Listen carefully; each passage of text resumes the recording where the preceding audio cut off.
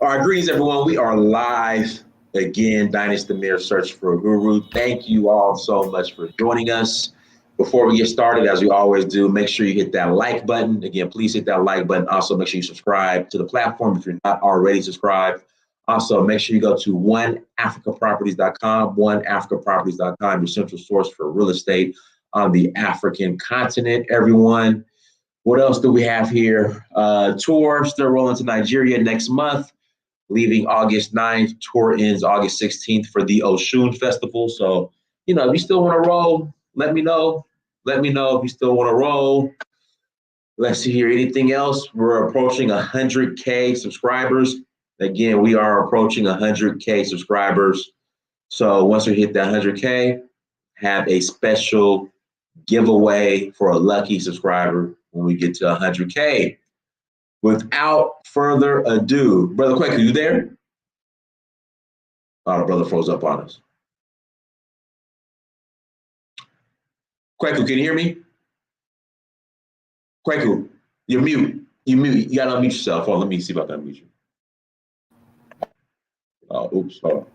Oh, there we go. Okay. I can hear you. Yeah, froze up. I can hear you. I think he froze up for a second. But without further ado, we're our brother Kweku Lumumba. And today, this evening, as a brother smokes his stogie, we are going to be discussing what's the Cash App? Cash App. I'm gonna put it in the chat room, everyone. Hold on 1 second. Send it here. Here's the Cash App. Hold on. Send it here. That's the Cash App. But without further ado, we're gonna be. We have Brother Kweku Lumumba on with us today, and we're gonna be discussing who and what's going on in Haiti. Who's behind? Because some interesting news was released yesterday in regards to some of the assailants or people involved in the assassination were informants for the DEA or the United States government. So, it's something new being released every day. So we're going to try to break down the what, the why, the who. Kweku, he knows what's going on in Haiti. What else? And they're saying like a doctor in South Florida, I guess, orchestrated it allegedly. Again, this is all allegedly. You're not guilty. Well, what is it? You're presumed innocent until proven guilty by a court of law. So we don't know. So some Haitian doctor in South Florida got a group of about 26 Colombian mercenaries and two Haitian Americans, two Haitian Americans who also live in South Florida to go and carry out this assassination. It's a lot going on. Colombian mercenaries. Yeah, it's a lot. But the question is, let's start. In fact, Kweku, go ahead and introduce yourself. But let's start off with who the president was, and not saying why, but what are your thoughts on why this doctor who allegedly funded this attempted coup and was also planning to, I guess, name himself president, allegedly. Let's just jump right into it, Kweku. There's just a lot of, I got questions. Well, I'm glad to be here with you, brother. Only reason I'm smoking a cigar here is because I know I'm in good company, man. Oh, go ahead, man. You can smoke whatever you want to, brother. Smoke whatever you want to. It's all good. Well, my name is Kweku Lumumba. I'm the External Relations Coordinator for a socialist organization in Haiti. The name of it, in short, is COSA, or that's the acronym. The name of it is Comité Citoyen Socialiste pour Sauver Haïti. In English, it would be Socialist Citizens Working to Save Haiti. So I'm glad to be here with you to discuss these issues. We're looking forward to advancing the interests in the movement of the people in Haiti, which is the African interest of all people throughout the world, just to live as human beings wherever we happen to be and overcome those challenges to that goal. Yeah, but man, it's a lot. So they didn't want to kill him, from what I heard, but they ended up shooting him 17 times and plucking out his eyeballs. Like let's just start from the beginning because this is a lot of questions. So the president, who was the president, like, and why was he hated by some? Well, that's a good place to start because there are a number of reasons why he could have been assassinated, and a number of people who would have wanted to assassinate him. So, and that's why all this intrigue. So, going back to the beginning, he he was president not because he was a popular person prior to, not because he was involved in politics at all prior to. He was not a politician. He was not a political person as far as being a public figure in any regard. He was a capitalist. He was known as Nek Banan, or a banana man, because he had a banana plantation, which supposedly was the source of his wealth. However, it was revealed very in short order that majority of his wealth did not come from the banana plantation because it was not such a lucrative operation for that to be the source of his wealth. It was established by really before he became president, but more and more people began to realize that he was involved in illegal trafficking. So we can talk about drug trafficking prior to that, President? before he was president. And so that's the issue there, where this intrigue around DEA and Colombians and so on and so forth, and the people that he associated with, we know were already implicated in drug trafficking charges and cases, and even arrested later on when it became convenient for the DEA and for the United States to arrest them. For example, Guy Philippe. Guy Philippe is the person who was leading the paramilitary charge in 2004 against former President Aristide. And he was, in 2016, elected to the Senate. He campaigned with Jovenel Moise. Jovenel Moise promoted him and campaigned for him, and he won that election. Now, before he could be sworn in and get diplomatic immunity, the DEA swooped in and took him when he was preparing for a radio interview, took him up and then arrested him, brought him to Miami, where he is today. The thing about this is he was always on the payroll of the United States as far as an operative for the United States. That's who trained him. That's who put him in a position to support him when he was a police officer in the northern portion of Haiti, and he was facilitating drug trafficking even back then.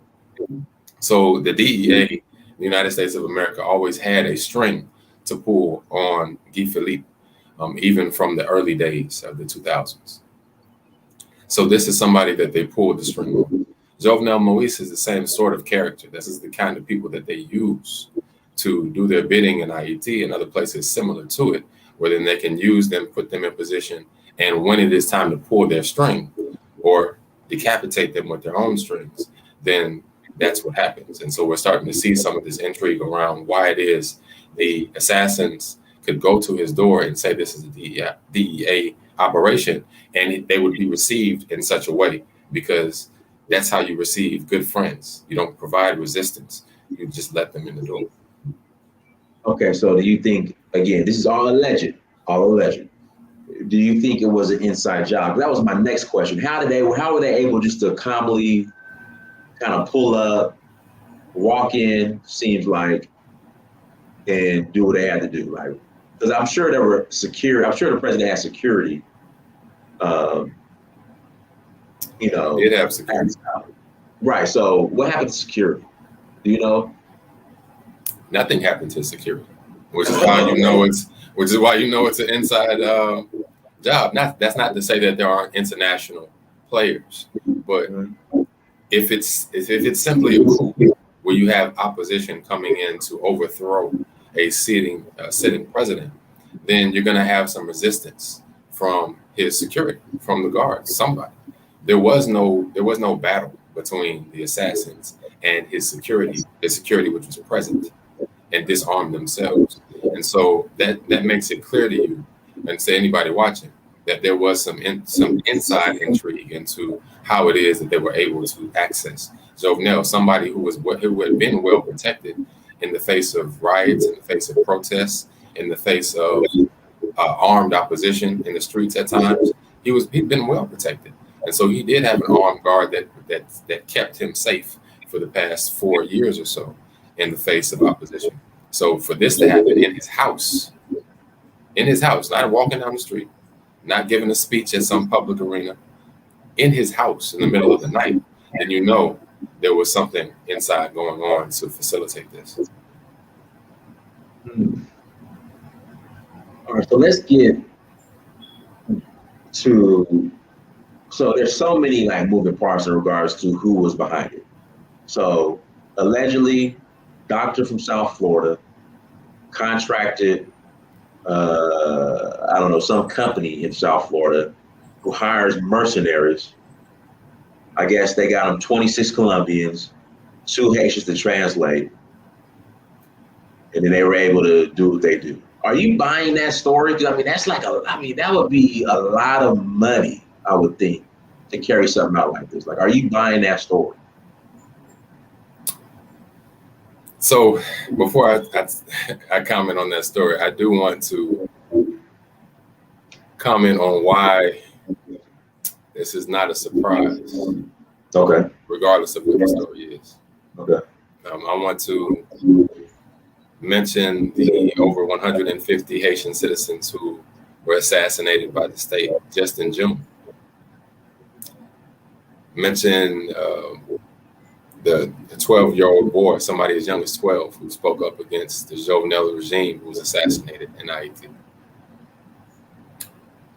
Mention a journalist who was assassinated recently, a Haitian journalist, Diego Charles, who was assassinated because of his anti-Jovenel Moise journalism, his anti-PHTK being the party of Jovenel Moise, the Haitian bald head party, and countless other activists in Haiti, unarmed, not military activists, but unarmed direct action activists who have been assassinated by the state because of their positions, who have been in prison, they're political prisoners in Haiti because of their positions, like Antoinette Duclair. Antoinette Duclair was assassinated in her car in Haiti, in Port-au-Prince. She was from Okai. She spoke up against the corruption and the killings that were happening in the state, again, by the state against the people. And she was assassinated in short order in her car. And so there are countless people that we can't name at the moment, but we could name, because they have been assassinated by the state for standing up for their rights, human rights, and their civil rights as Haitian citizens. So this is the environment in which Jovenel Moise created in Haiti, where he himself was hiring foreign mercenaries to come in and do that work. As recently as 2019, we had been saying for years that Jovenel and the state had been bringing in foreign white mercenaries to assassinate Haitian citizens. I'm sorry, not to cut you off before I forget. So there was a situation, I think, last year where a group of American mercenaries were, I guess, caught at the airport in Haiti. In 2019. Right. Okay. Does that tie into what's going on? I'm sorry to cut you off. I just didn't want to ask that, but go ahead. That's exactly what I was talking about, 2019. Okay. We had been saying for years before that these mercenaries had been invited in by the administration, that they were being disguised, embedded in the military, embedded in the police department. And because they were white, they had to wear these camouflage masks and they had to wear gloves so that their skin color wouldn't show as they were walking around with these other black folks. but they were hired to embed themselves into the military and the police department and be assassins for the administration. So once they got arrested, once this got exposed, then what happens?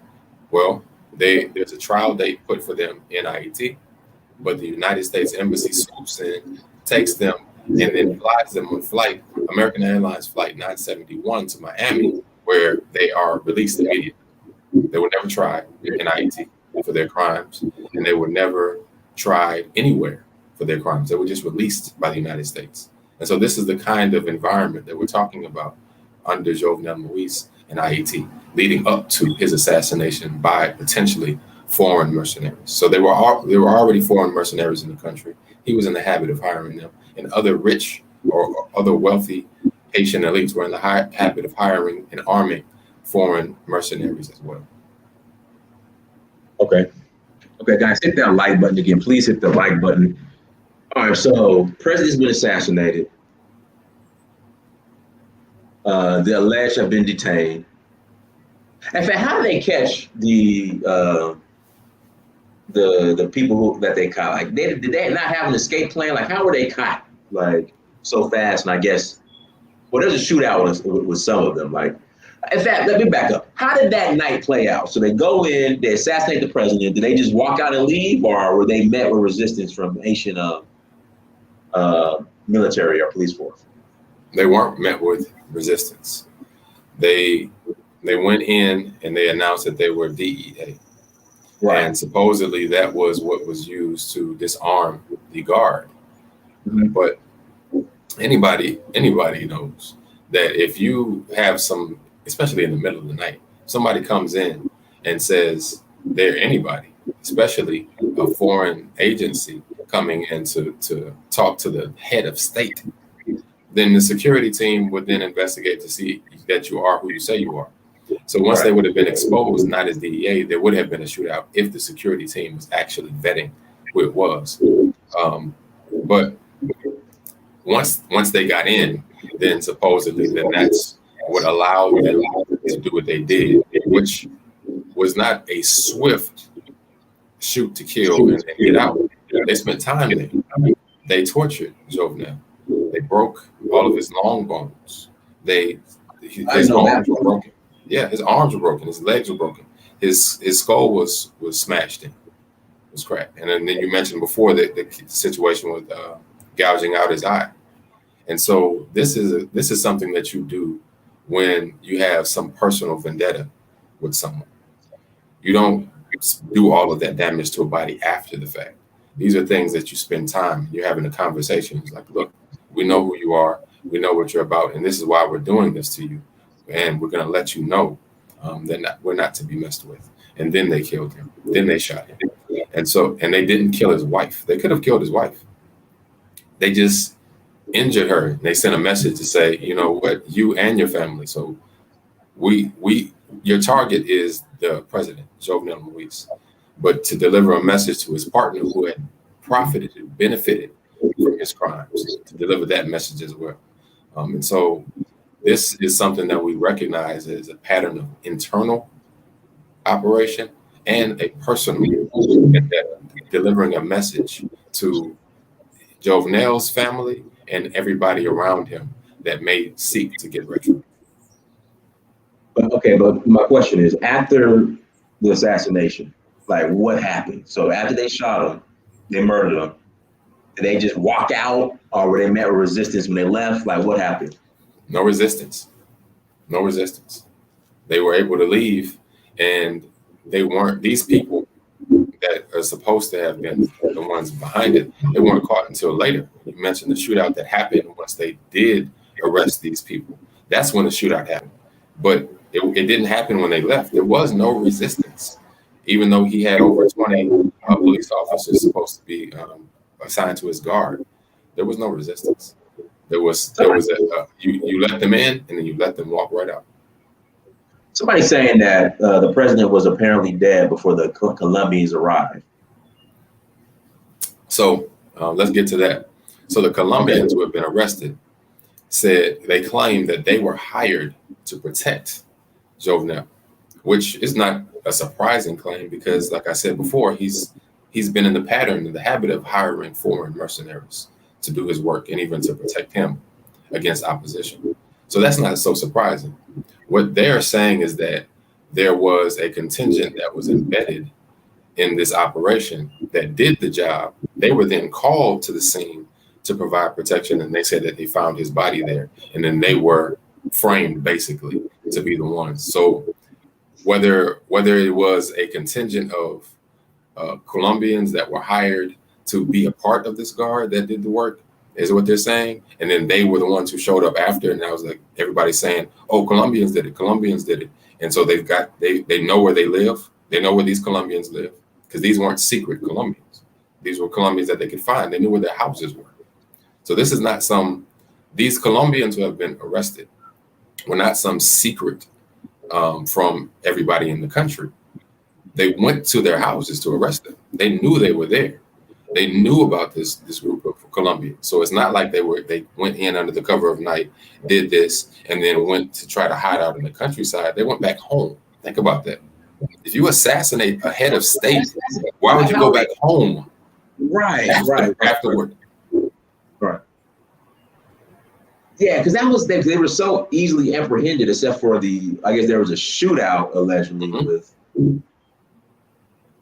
All right, so who did it? Like, I mean, okay, so are you saying a group? Are you saying there was a group within the Colombians that did it? Like That's what they're claiming. They're claiming that there was a contingent that was not them, that was there before them. And then when they got to the scene, this contingent had already left, and they were left framed for this. So I'm not saying that's the truth. I'm just saying that that's what their claim is. And their claim is not surprising because of the way that things have been operating under Jovenel Moise's regime in regards to using foreign mercenaries to protect him and to do his dirty work under the cover of national police or national military operations. So those supposed secret assassins have not been apprehended, but that is what these Colombians are saying is the deal. Right now, we're seeing, like you said, more people being arrested in relation to having worked with the DEA, which lends itself to the pattern of the United States operating in IET, using DEA. I'm not going to say agents, I'll say informants, DEA informants and DEA puppets to do its dirty work.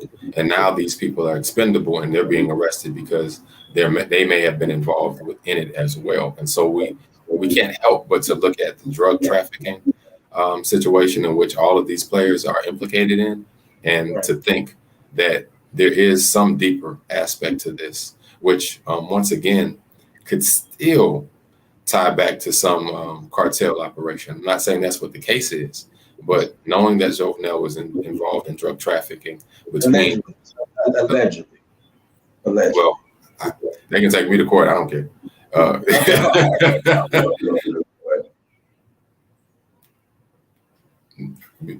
But for the people, we say that for the people that have died in this fight to overturn this corruption. So him being implicated in this, others being implicated in this, Vincent Joseph, Rudolph Jar, these people who have been arrested as established DEA informants, who have helped the DEA arrest people in drug trafficking cases previously. These are situations in which now you really have to dig deep and see who is further involved in these sorts of drug trafficking operations within the state, embedded in the state, in the government, and outside of the state, because drug trafficking is an international operation. And if it happens in Haiti, and if it happens anywhere and it's coming into the United States, the DEA knows about it. And what is trafficked into the United States, the DEA allows it to happen. Right. Like what they were doing, sending crack in LA or in the Black communities back in the 80s. Yeah. And not even that. let's use an example that everybody can recognize in the United States, which is very overt. DEA allowing drug trafficking, what it considers to be drug trafficking. Several states in the United States have legalized marijuana or cannabis use, whether it's recreational or medicinal. And so you have a lot of businesses popping up, and you have a lot of cannabis being grown and moved around state lines throughout the country. Well, the federal government never legalized it. So marijuana use, cannabis use, in that regard, in the United States, as far as the federal government is concerned, is still illegal. The DEA could swoop into any one of these shops, any one of these medicinal shops, shut it down and say, we have legal right to do that because this is an illegal drug trafficking operation. But they don't. They allow it to happen. So that's a perfect example of how the DEA, if there's drug trafficking happening, the DEA is allowing it to happen in the United States. Yeah, I was trying to figure out how someone was, well, back up to this. Guys, hit that like button again. Please hit the like button and share as well. How people are it's so close to him to take him out like that, president, in the manner that they did. You know, it's crazy. Now, some people are trying to say part of the reason why that he was assassinated is because I guess he was anti-vaccine, COVID vaccine. What are your thoughts on that? He did present that he was opposed to the vaccine, and that he was like, well, we don't need it. But you really have to look at that as far as financial negotiation, because this is the same president who, throughout the last year of the pandemic, when IT was not really infected with this pandemic, they were not struggling with COVID-19. People were not getting infected. People were not dying. Because think about it, all last year, people were in the streets marching with no masks on in big crowds. If COVID-19 was there, you would have had massive numbers of deaths. And with the poor healthcare infrastructure, people would have been dying in the streets in mass. That didn't happen. Haiti has not struggled with COVID-19. Supposedly now they're dealing with this variant, this Delta variant, but all last year they weren't. Now, what was the Jovenel Moise administration saying internationally? He was saying, oh, we need support. We have a COVID-19 problem here. And that was basically to get money, because we know they had this international funds that were going to these nations to support them in fighting COVID-19. And so if they had gotten that money, then his administration would have been able to pocket it. So when you present vaccines now, which is a multi-billion-dollar global industry, then for him to say, no, we don't need it, is a negotiation to say, we'll take it, but it's not a big enough cut. We're not going with that. And so for him to be assassinated because he was not receiving the vaccine is kind of ludicrous, because he was not some hero of the people fighting some healthcare, public healthcare crusade. He had not improved the healthcare infrastructure of Haiti at all. He had not invested in the public health of the people at all.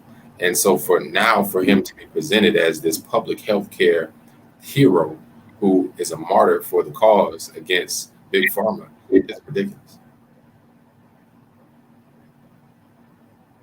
All right, guys, let's see here. Link is in the chat room. Here we go. Go ahead, Brandon. What's up, Dynas? How you doing today? You sound real low, like you're far from the phone. How are you doing? Can you hear me better now? It's a little bit better. Go ahead. What's up, Kweku? How are you doing? Doing revolutionary, brother. How you? Okay, so a lot of people were asking me to do a video on this, and so I launched like a little investigation on this situation, talked to a bunch of my Haitian friends and people I know. I live next door to a Haitian guy, as a matter of fact, and he has family living in Haiti. But basically everyone's consensus was, you know, they didn't know what was going on. So it was pretty much like they shared me links and stuff and was like, you just got to make sense of this the best you can. So I think the biggest thing you got to pay attention to first about Haiti is what was the political climate at the time of Moise getting killed, right? The guy had begun to attack other members of the Haitian government. He forced 3 judges into early retirement. He made several members of what would be Congress in Haiti. He basically said their terms were over, so they had to like leave the political, theater. So he had elitist people who were already pissed off with him. So when you look at what's going on, Jovenel was like a U.S. puppet. He pretty much, if you look at his policies over his entire time as president, everything the U.S. wanted to do in Haiti, he just basically was like, all right, go ahead. So he was a puppet of the U.S. Never stood up for nothing. Jovenel was installed as the president in 2017. He was basically he basically was put there. He wasn't elected. He agreed to leave office in 2021 before the new Haitian election came up. But as he got closer to the time of the election, he refused to vacate the presidency, right? Hey, Brandon, you can barely hear you. Like, I don't know what's going on. I don't know what's going on with this. Can you hear me better now?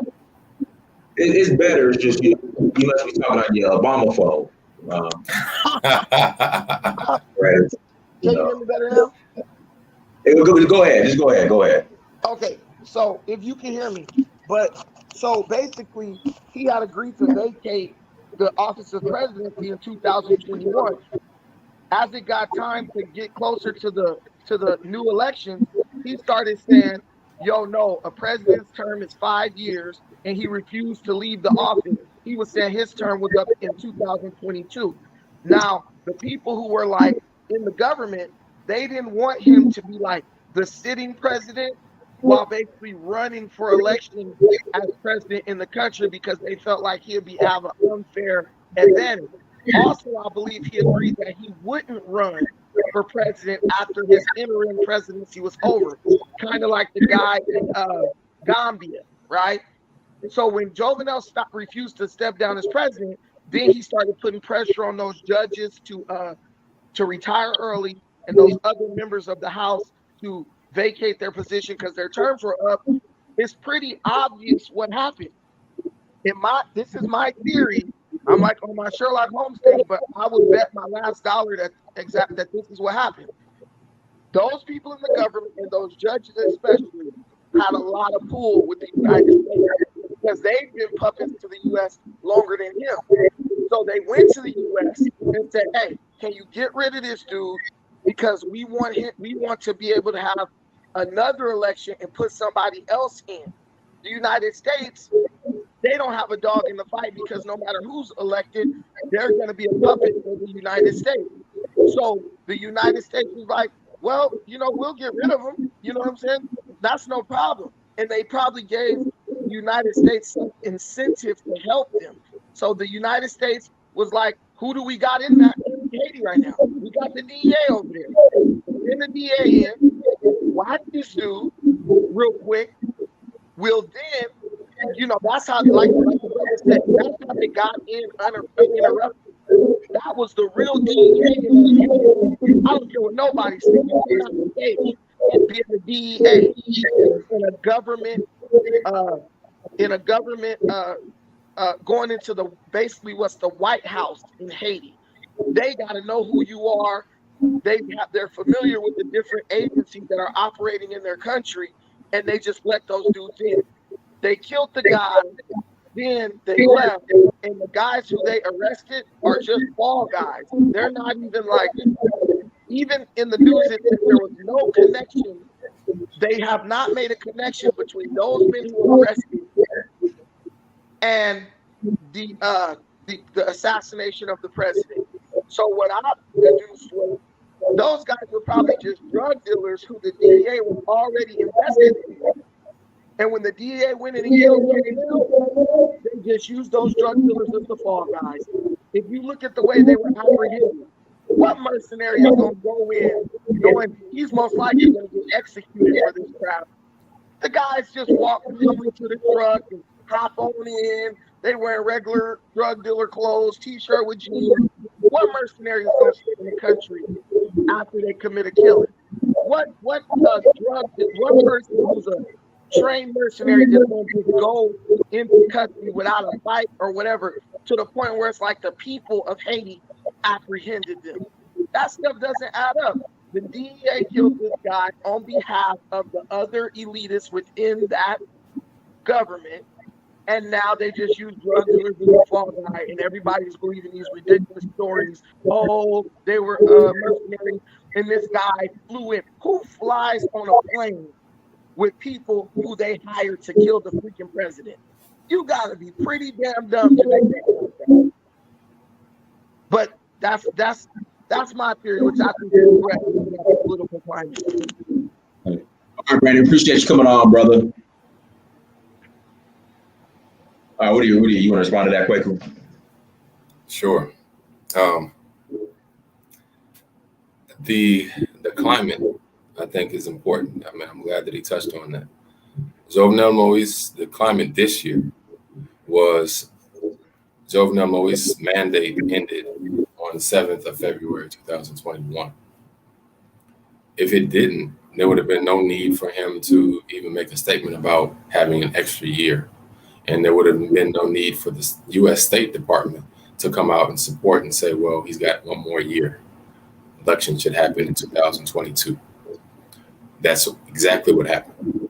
And so after that, it was, well, before that, let me say, because the brother was talking about him getting rid of government officials. Jovenel was already ruling by decree a year prior to that. The government was already defunct. There was no functioning parliament. A lot of elections did not happen for a lot of seats. And so there were tons of empty seats, which is why after Jovenel Moise was assassinated, there was so much confusion about who the successor was, because the constitutional successors didn't exist. The head of the Supreme Court unfortunately died before this happened. Supposedly he died from COVID-19, which is entirely possible, but he died nonetheless. So there was no head of the Senate. No head of the Supreme Court. There was no, the next two positions were empty. So the question about who should now lead the country was up in the air because nobody's seats was filled. And this is because Jovenel was ruling by decree already before this happened.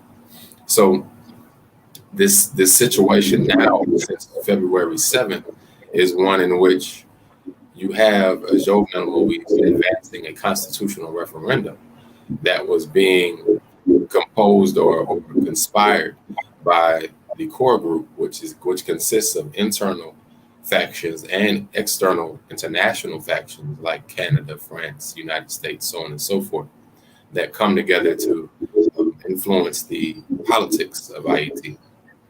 So this is the faction, along with Jovenel Moise, that was coming together to rewrite the Haitian Constitution and have a referendum, which was supposed to have happened already, but was delayed until the fall of this year, and which probably won't happen at all now. Another thing was Jovenel was trying to organize elections to happen. So I'm a bit skeptical on assuming that people in power or having proximity to power would have wanted to take him out because they were concerned about him staying in power. He was at least saying that elections were going to happen. So he wasn't talking about staying in, like the brother mentioned, Nkurunziza up in Burundi, who kept on extending his presidency and his right to run over and over and over again. There's no indication that Jovenel was on that particular path. So I'm a bit skeptical in buying into that story that is running him out because he was trying to hold forever. Okay. We'll take one more caller. Link is in the chat room. If you'd like to call in, go ahead and click on that link.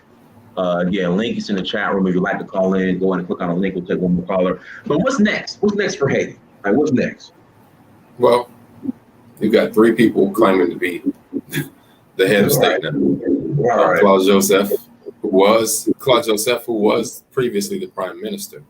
However, Jovenel Moise appointed a new prime minister on the 5th of July. So 2 days before he was assassinated, he appointed a new prime minister. But Claude is saying, well, because this guy, Ariel, was not sworn in yet, he's not the real prime minister. I'm the prime minister. And then, of course, you've got the head of the Senate, the president of the Senate, who's also claiming that he has the right, and other people supporting him. So you have support for each one of these people, but they're all saying that they are the rightful heirs to the throne, if you will, of IET. So you have a lot of confusion about who it is that's in charge, which is another reason why I don't really buy into the U.S.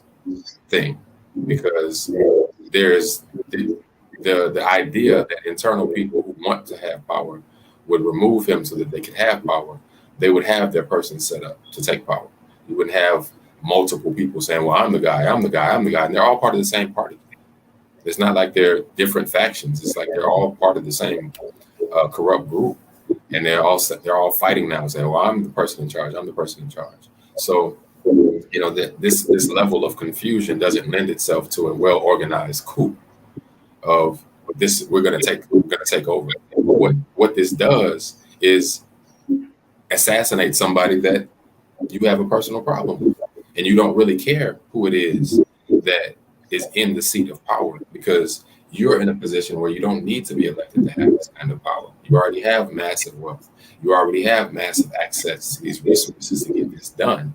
And so getting him out of the way is inconsequential to your wealth and to what it is that you have going on. It's just that it fits a particular vendetta that as more and more things come out, like I said, we start to see all of these different drug connections. All of these people who are being arrested are, after the fact, after this Colombian contingent has been arrested, are associated with drug trafficking. And yes, they're informants of the DEA, but before we said that, the DEA facilitates drug trafficking in these regions, and they allow that to happen as long as they see fit. So these people being arrested now being sold out by the DEA, it's a bit of it's a bit of an issue in saying that the DEA did it, because if you really did it, you're gonna try to protect your assets that could expose your plan. You're not gonna just give them up. So I'm a bit skeptical of the DEA thing, because you don't just throw out all of your spies once you commit a crime. You bring them back in, just like they did in 2019 when they brought in those mercenaries. The U.S. Embassy didn't waste any time swooping in and bringing their people back in to protect them against the trial. So when you're just throwing people out there, you just sell them out. Clearly, that's you saying, washing your hands. I didn't have anything to do with this. Take them. On Queen Maya Girl TV, I believe that the usual suspects are behind the coup assassination: CIA, FBI, Alphabet Boys, all the members of the Alphabet Soup. Can't put nothing past the Biden administration. Those are my thoughts. I welcome yours. We give credit where credit is due. We know that the CIA, we know that these Alphabet agencies have committed or supported coups across the African world, including several times in Haiti. But we want to be careful about giving them so much power, Right.